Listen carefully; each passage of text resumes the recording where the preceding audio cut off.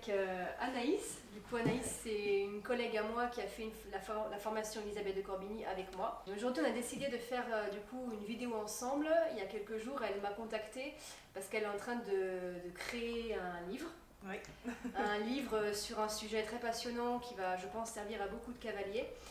Et elle a demandé ma contribution. Au départ, c'était pour me demander si je pouvais apporter un témoignage sur les expériences que j'ai eues avec les chevaux que j'ai travaillés, à savoir si les propriétaires me posaient des questions sur ce que je faisais ou des questions pertinentes auxquelles je pouvais répondre. Et en fait, ça a mené à beaucoup de discussions, de sujets de discussion qu'on a abordés ensemble. Et je me suis dit pourquoi pas filmer, parce que ça peut vraiment être intéressant de partager chacune notre expérience. Donc on a fait la même formation, elle est cavalière bien sûr aussi, elle a sa jument, donc on a chacune notre expérience et les choses qu'on peut vous partager. Voilà. Alors Anaïs. Alors, donc j'avais contacté Alana, comme elle a dit, pour avoir des nouveaux sujets pour mon livre. Et parce que c'est vrai qu'on ne nous pose pas beaucoup de questions, parce que je suis monitrice et du coup je donne des stages. Et la seule question qui revient notamment, c'est pourquoi la tête en bas. Voilà. Et c'est vrai que pendant mes stages, je suis beaucoup à travailler sur l'attitude des chevaux, le contact. Et je me rends compte que, à part ça, je peux apprendre des choses aux chevaux et aux cavaliers une journée, mais ils vont pas, après, faire la même chose chez eux. Ils vont retourner dans leurs anciens modèles, dans leur confort, en fin de compte, sur ce qu'ils savent faire. Et en fin de compte, je me demande si j'ai servi à quelque chose ce jour-là, en fin de compte. Je rebondis sur ce qu'elle dit. Nous, quand on a été formés par Elisabeth, l'esprit de l'école, c'était vraiment forcément le cheval. Encore une fois, ça je l'ai très souvent dit, mais je le redis parce que c'est important. Le cheval, lui, initialement, il n'est pas venu nous chercher pour faire de l'équitation, c'est nous qui le sollicitons. Donc on doit se rendre déjà intéressant et on doit se donner du mal.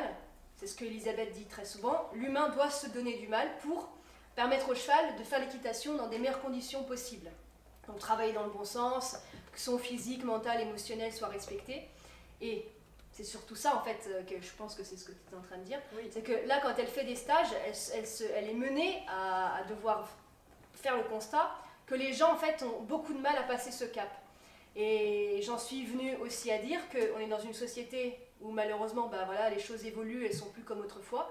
Elisabeth, elle a quand même de l'âge et elle a certainement son expérience et sa manière d'enseigner qu'elle a expérimenté il y a un moment, mais sauf que les gens aujourd'hui, ils n'ont pas la même capacité de concentration, d'investissement et une façon de penser et de concevoir l'équitation qui n'est pas la même que ce qu'elle espère certainement. Du coup, ce qui va s'investir, se donner du mal, c'est-à-dire il faut que je fasse tout mon maximum. Si ça doit inclure changer le lieu de vie du cheval, si ça doit passer, c'est ça le plus dur, se remettre en question, là j'ai mal fait, c'est pas grave, ok, j'ai mal fait, maintenant je vais faire de mon mieux. Les gens avaient du mal en fait à faire ça, à tout ce que tu leur transmettais, donc dans ce sens-là, oui. à refaire ça chez eux. Oui, alors que sur la séance, ça se passe hyper bien. Le cavalier essaye, fait de son mieux, ça va nickel. Il constate que leur cheval va vachement mieux. Et tout ça, elle est je sais pas moi, entre le moment où je fais un petit peu à pied, je monte dessus un peu, allez, au bout de 20 minutes, 20 minutes d'apprentissage du cheval à pied puis à cheval. Après, le cavalier monte. Le cheval a compris déjà beaucoup de choses. Le cavalier fait des choses, change des trucs, ça va super bien. Mais ensuite, chez lui, il va refaire comme avant. Notamment, et moi ça m'a vraiment, je l'ai vu l'autre jour sur les réseaux sociaux, j'ai été super déçue. Jeune cavalière, son cheval, ça allait très bien pendant la séance. Une jolie attitude, d'extension d'encolure, enfin un cheval qui travaillait dans le bon sens, qui bougeait, tout son corps bougeait, il y avait de l'amplitude, il y avait tout ce qu'il faut, du rythme, c'était juste magnifique. Et j'ai vu des photos sur Facebook où le cheval était clairement en hyperflexion d'encolure. Enfermé, la nuque haute, exactement. Mais ce qu'on veut pas, en fait, la chose pour laquelle on se bat là pour les Jeux Olympiques, pour pas que ça passe et pour faire changer la mentalité des gens sur cette attitude qui est franchement maltraitante pour les chevaux, Et en plus au-dessus il y a marqué ça va beaucoup mieux. Et là je me dis mais non, mais c'est pas possible. Comment, enfin... Et c'est terrible parce qu'en plus on nous montre des images de ce qu'il faut pas et ensuite on les refait et on se dit que ça va bien et c'est pas possible. Il faut vraiment que les gens prennent du recul et c'est ça qui est très dur. La remise en question et le recul sur ce qu'on fait, c'est vraiment... c'est ça le plus dur pour nous humains en fait. On est vraiment dans une société où l'image compte beaucoup. On regarde même pas, comment dire... les actes en fait ou n'importe quoi ou ce qui se passe en vrai, c'est on monte à cheval pour avoir la jolie photo pour mettre sur Facebook, donc la photo de concours ou de la séance de dressage et moi je vois que ça en fait et je vois des chevaux qui vont pas bien mais le cavalier il est content et c'est terrible, c'est terrible. On banalise.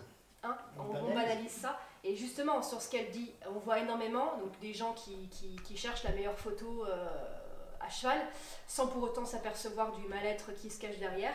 Comme on voit énormément de chevaux dont les gens se moquent, ils en rigolent, des chevaux soit qui sont débourrés ou en rééducation, que les gens s'improvisent, qui rééduquent, et les chevaux qui cabrent en longe, qui font des coups de cul, et les gens dans les commentaires, ils se défoulent.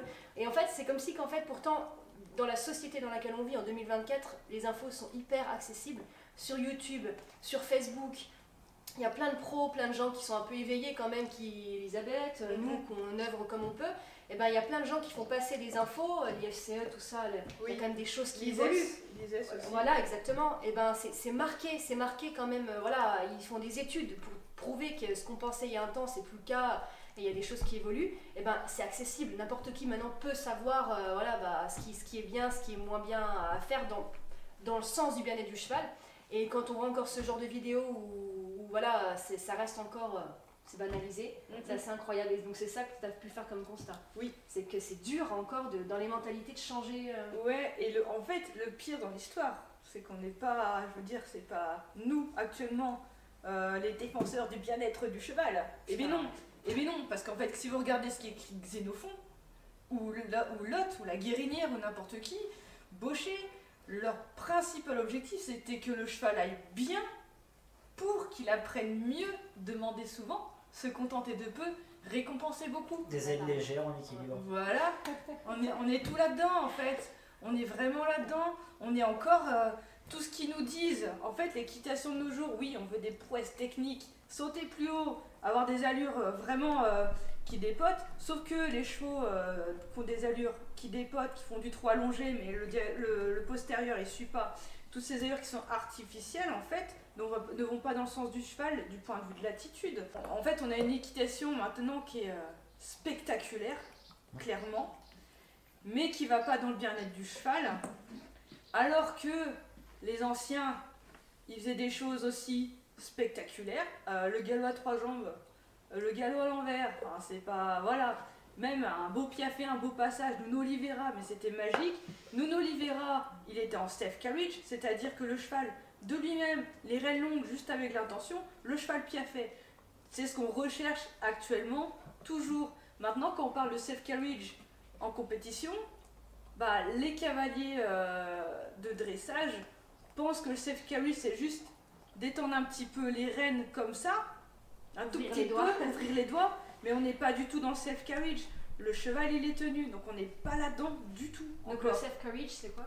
Le safe carriage, en fait, c'est un cheval qui est autoporteur, automoteur, qui se tient toute seule dans son attitude et qui a compris avant tout l'équitation. Et du coup, je vais faire le lien de tout ça. C'est que maintenant, je vais pas parler d'équitation éthologique parce que le problème, c'est qu'on met une étiquette de cow-boy dessus. Mais en fait, c'est vraiment pas le cas. C'est un fourre-tout.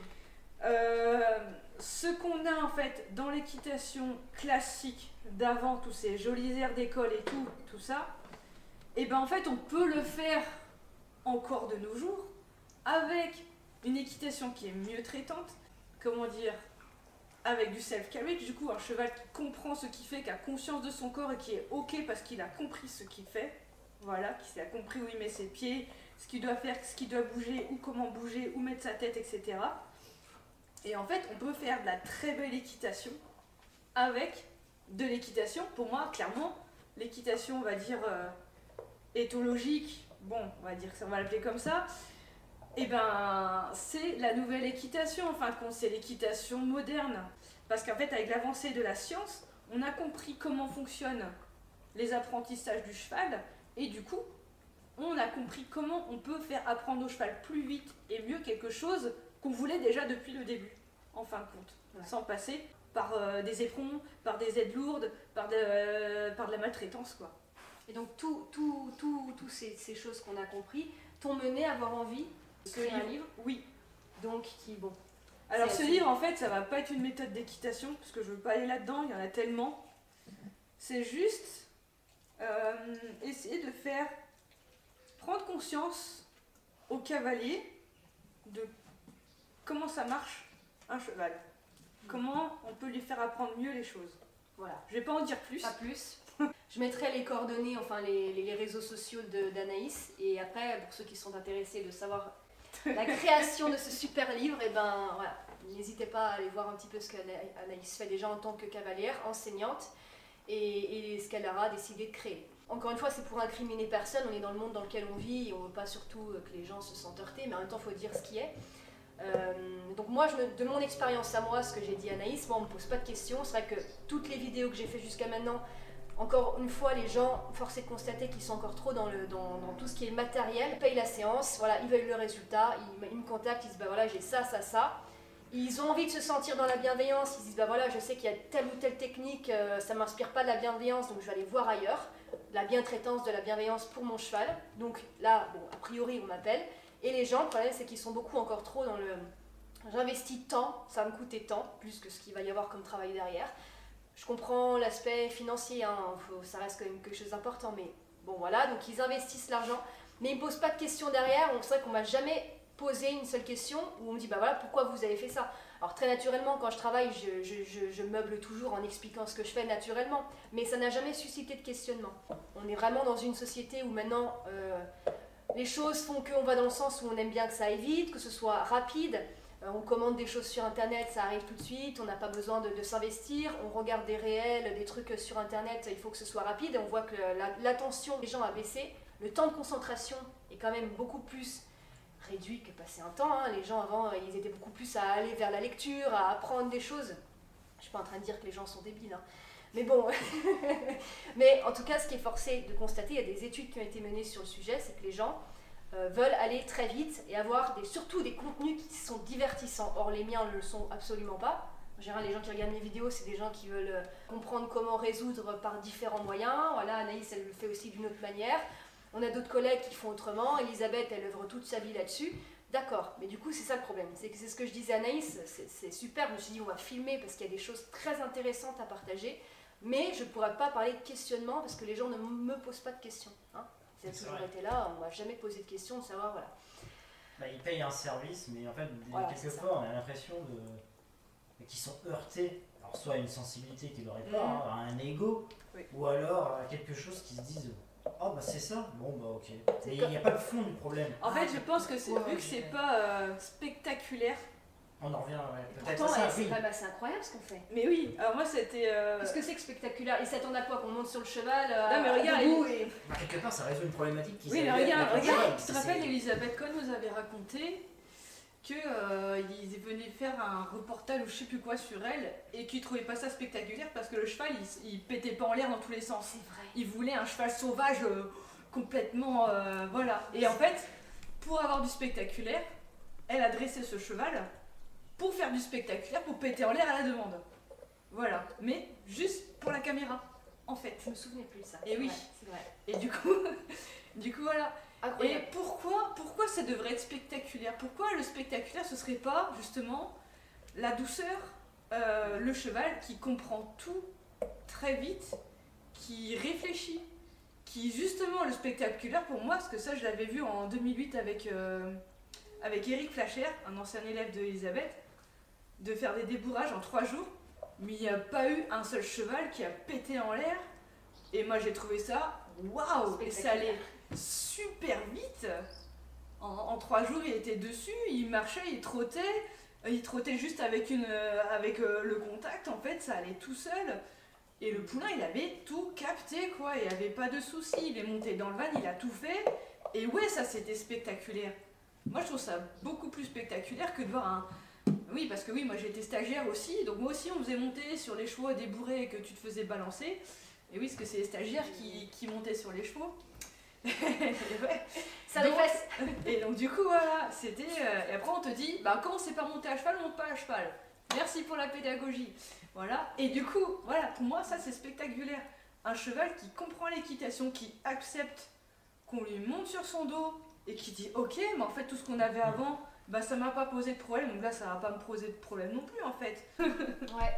En fait, finalement, les gens se sentent, d'une certaine manière, ils se posent des questions parce que s'ils nous appellent ou qu'ils cherchent des gens qui font entre guillemets autrement ou qui cherchent autre chose pour leurs chevaux, mais qu'en même temps il y a des guéguerres sur, ça j'en ai souvent parlé, mais allez, reparlons-en, sur sans mort ou avec mort. Voilà, moi il y a plein de fois et beaucoup trop de fois, ça va dans son sens pour son bouquin, je crois. Il y a des moments où je sentais, moi je pense que, voilà, je ne sais pas si Anaïs sera d'accord, mais que l'outil, qu'importe l'outil qu'on utilise, c'est la manière qu'on l'utilise, l'intention qu'on y met, licoletto, pas licoletto, side pull, mort à aiguille, mort à machin, tout ce que vous voulez, c'est la manière de l'utiliser. Et ça m'est arrivé d'avoir des chevaux à travailler que moi j'aurais jugé nécessaire, je les vois en détresse. Non mais moi, la propriétaire dit non, moi je veux absolument que ce soit un licoletto parce que c'est Andy Booth, j'aime bien Andy Booth, j'ai pas de problème avec ça, mais c'est l'idée en fait.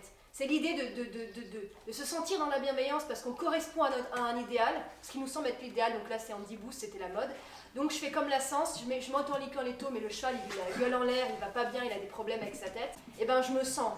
Même si je dis à la dame, mais attendez, là c'est pour le cheval, genre, il a besoin de le faire, il nous le dit. J'ai beau l'expliquer par tous les procédés, c'est fermé parce que la dame, non, elle veut le licoletto, parce que c'est bienveillant. Le mort, ça fait mal. Et là c'est con parce que finalement on reste avec on a un cheval, d'accord, il a un licoletto, mais il évolue, la dame elle monte dessus, le cheval il n'est pas musclé, il évolue complètement à l'envers. Qu'est-ce que c'est que la bienveillance? Qu'est-ce que c'est que la maltraitance? Et ça c'est un sujet, c'est Oui, ça en fait. et sachant qu'avec un mort ça va mais 1000 fois plus vite qu'en licol. Je pense qu'au début le mort est vraiment très très important. Et c'est surtout une fois que le cheval a compris son job, vous pourrez montrer en tout ce que vous voulez, vous pouvez monter en cordelette, en licoletto, en licol plat, s'il a compris la base. Oui, c'est ça, sachant qu'un mort ça veut pas dire contact en permanent. Self-carriage. C'est ce qu'on avait rencontré avec justement une personne qui nous avait contacté pour sa jument et qu'elle s'était heurtée à reprendre des exercices de base, mais parce qu'en fait des fois les chevaux ils ont besoin de reprendre, donc on fait des exercices, déjà la jument connectée alors qu'elle se laissait pas, enfin, elle se laissait attraper mais elle était tout le temps en train de chasser tête, quoi, une tête mais horrible. Une ancienne petite ponette de club. Donc voilà, qui a été traumatisée, qui a été forcément enrainement, tout ce genre de choses, donc qui était presque automatisé quoi. Et là du coup, le fait de l'avoir travaillé avec des exercices de base, d'être revenu sur des choses concrètes, et paf, il y a eu la connexion. Et une fois qu'il y a eu la connexion, et là on a pu dérouler, travailler la tête, les hanches, l'épaule et ainsi de suite. Oui, mais en fait c'est bien ces exercices-là, ils se sont dit ah mais en fait ça. je peux faire ça avec Et mon oui. corps et ça, j'ai c'est ça. Donc c'est là en fait qu'il y en a certains, ils n'ont même pas compris la base. Mais personne, en fait, il y a que. Non, je veux pas prôner une méthode plus qu'une autre parce que c'est pas. D'ailleurs, C'est pas ce que je veux. Je veux pas prôner une méthode, ça c'est clair. Moi je prônais la méthode du cheval, de comment il comprend. Je m'en fous, moi qui. Voilà, j'adore ce qu'ils font, tous ces gens-là qui donnent tous de leur. Ils font tous de leur mieux en fait pour les chevaux. Voilà. Mais il faut. Enfin voilà, ce qu'il faut c'est écouter le cheval et regarder comment il réagit suivant tel ou tel truc. Et en fait, des chevaux, putain, monter, mais en pagaille, genre des débourrés pleins. Et c'est vrai que c'est pas eux qui s'adaptaient à moi, c'est moi qui m'adaptais à eux. Et je trouve que du coup, c'est hyper important de leur faire juste capter quelle partie du corps bouge comment, parce que ça c'est un truc, et c'est important, c'est quelque chose que j'explique souvent parce que les gens n'ont pas conscience de ça. C'est que nous, on a à peu près conscience de notre corps. Je dis à peu près parce qu'on n'est vraiment pas encore hyper dedans en général. C'est clair. Voilà, et un poulain, quand il naît, genre 1 heure après, 2 heures, hop, on le voit déjà galoper et tout, pas de problème. Oui, mais ça, il a jamais appris à galoper le poulain. Il a jamais appris à trotter, à marcher, à galoper, à faire tous ces mouvements, à sauter en l'air. Il les fait instinctivement. Ça veut dire qu'il n'a pas conscience de son corps. Dans l'équitation, votre cheval, s'il n'a pas conscience de son corps, de ce qu'il fait, de où il met sa tête, ses hanches, ses épaules, de comment il doit bouger, s'il a fait un mouvement plus petit, plus grand, tout ça, s'il n'a pas pris conscience de son corps, il ne peut pas comprendre ce qu'il fait et comprendre l'équitation en fait. Ça, c'est hyper important. Et ça, c'est vraiment notre responsabilité à nous d'apprendre au cheval à comprendre ce qu'il fait et du coup à lui de se responsabiliser dans son équitation. Dans notre formation, dans les débuts de la formation, on trouve un intérêt. Quand on travaille dans le bon sens, on voit que le cheval il trouve un intérêt. Je me souviens, Elisabeth m'a dit tu viens de faire de l'ostéopathie pour chevaux. Et j'ai regardé, j'ai dit mais de quoi elle me parle? T'as fait une épaule en dedans. Et c'est vrai que la jument, on l'a vu se débloquer, bâiller, vraiment sortir quelque chose. Et ben je pense vraiment que si on se mettait tous à fond en fait dans ce truc de vraiment se donner du mal, faire le maximum à aller dans le sens où jusqu'à dans le travail, c'est pas parce que, et là j'aime bien parce qu'Andy Booth il a fait une vidéo sur qu'est-ce que c'est qu'aimer son cheval et qui rencontrait beaucoup de gens qui disaient moi j'aime mon cheval, il fait son spa, son machin, mais qu'est-ce que c'est que d'aimer son cheval? Est-ce que c'est pas aussi plutôt lui offrir un cadre de vie pris des critiques oui, forcément il a heurté des gens mais c'est la vérité. Mais oui. Est-ce que c'est ça ou est-ce que c'est lui offrir un lieu de vie qui correspond à ses besoins physiologiques, physiques, etc. Et surtout un travail adapté. Qu'est-ce que c'est qu'un travail adapté? Aimer son cheval, c'est changer nous pour que notre cheval soit bien, en fait. Après, je ne veux pas faire une secte, hein. Je dis ça, d'accord? C'est juste prendre conscience de choses. Et aussi, c'était ce point-là dont je voulais parler tout à l'heure. C'est que cette équitation-là, où nous, on va changer beaucoup de choses. C'est vrai qu'en équitation, moi la première, hop, on bouge pas, hop, faut vraiment qu'on voit rien de ce qui se passe. En équitation très figée, en dressage, faut vraiment que tout soit nickel. Mais c'est pas bon pour le cheval qui n'a pas compris ce qu'il fait. Donc oui, pendant, on va dire, franchement, l'éducation d'un cheval pour atteindre une performance, pour qu'il comprenne l'équitation, bien, ça dure 3 mois. C'est rien du tout. On va dire 6, gros max. Comment tu as pu déterminer ça, toi, du coup? Entre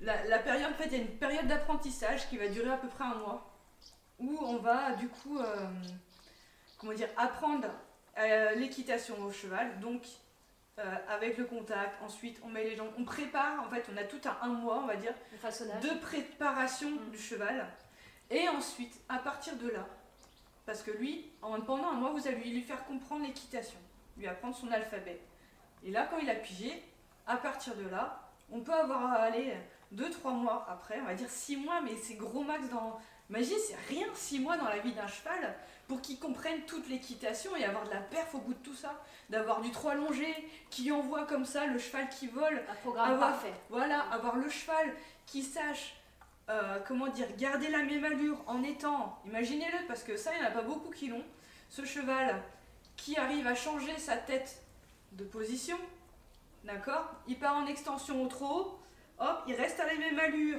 il revient, il se redresse, tac, ça sur des rênes tendues, mais après vous pouvez monter un peu votre main, il descend la tête sur des rênes détendues, et vous pouvez, en vous remontant un petit peu, avoir la même attitude et pas changer la cadence sur un cheval toujours rêne longue. Et ça, c'est quelque chose, voilà, et ensuite à partir de là, faire des changements d'allure, faire des transitions avec ou sans contact, d'accord? Donc pendant 6 mois, on va dire que vous avez bossé sur vous à fond, à bouger, à changer vos attitudes, à changer de position, parce qu'en fait, en équitation, par exemple, si je veux faire mon épaule en dents, l'épaule en dents du poulain va se faire comme ça, hein, en laissant passer ce garrot là pour qu'il puisse passer et laisser passer tout le côté extérieur, d'accord? On va beaucoup bouger au début pour aider les chevaux, parce que si vous bougez pas, ils vont pas tout comprendre. Mais au bout de ces 6 mois, ça va vachement mieux en fait, parce qu'en fait, pendant ces 6 mois, vous aurez alterné un petit peu, je tends mes rênes, je les rends, je fais de l'extension, je reprends.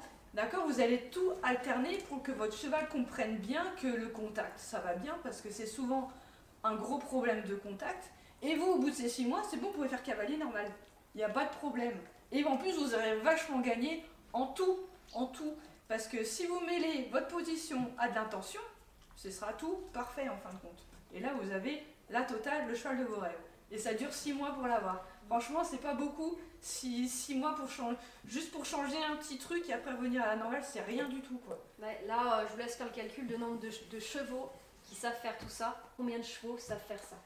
De changer tout ça, d'être autoporteur, de savoir varier les postures tête en colure, les angles, les machins, les trucs, sans changer la cadence. C'est là qu'on se rend compte. Oui. Le nombre de chevaux qui sont montés, qui savent même pas donner leur tête. Oui. Voilà. L'objectif est celui-ci. Et est-ce qu'il y a beaucoup de chevaux qui savent le faire? Mais non. Voilà. Mais non. et tu dis 6 mois c'est rapide, et quand on voit que des gens au bout d'une séance où il se passe un truc incroyable, parce que voilà, on a une séance où il faut qu'on donne le meilleur et il y a déjà des super trucs, et que les gens nous rappellent pas parce que ils sont dubitatifs, on sait pas. On ne sait pas s'ils ont conscience d'à quel point le cheval peut apprendre vite, et à quel point il manquerait de ça pour aller continuer dans un truc super et que les gens abandonnent avant et on n'a plus de nouvelles.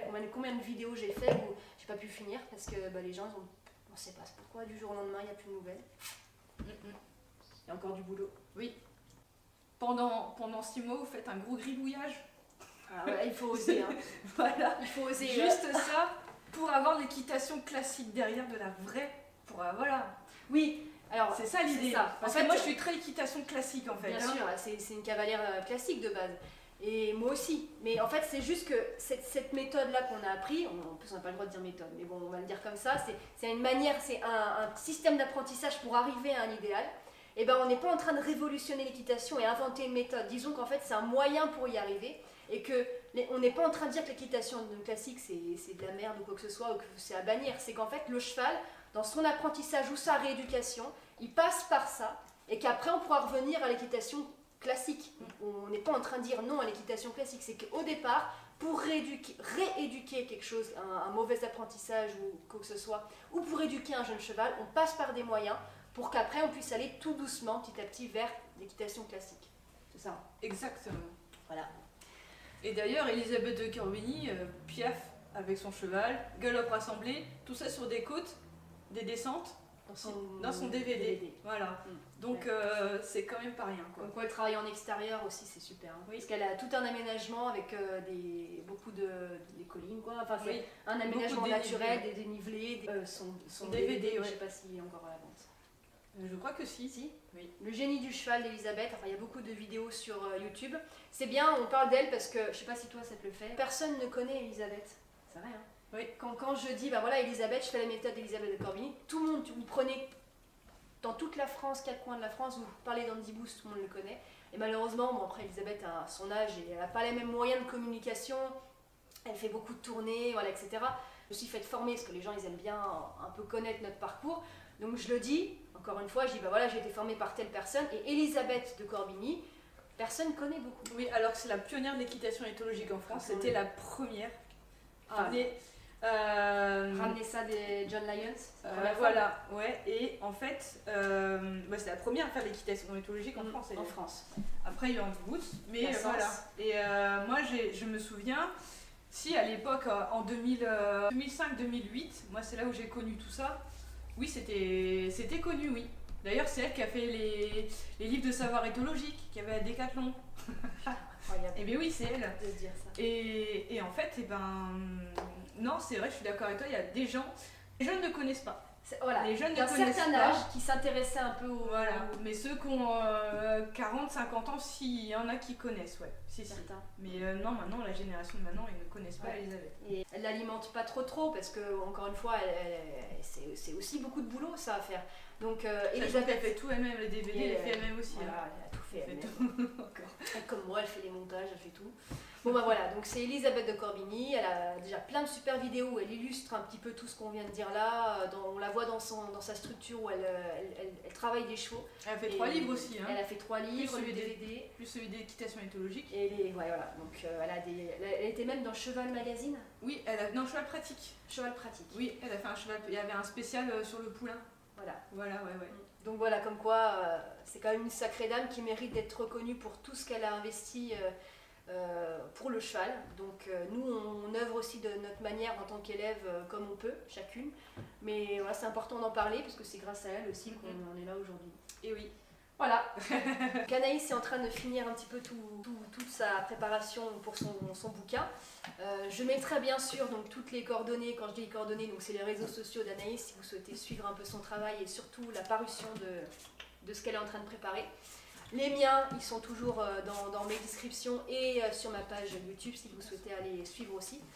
Et n'hésitez pas si vous voulez voir un peu Elisabeth de Corbigny, voir un petit peu de quoi tout ça est tiré. Voilà, merci beaucoup. Merci Alana. Merci Anaïs.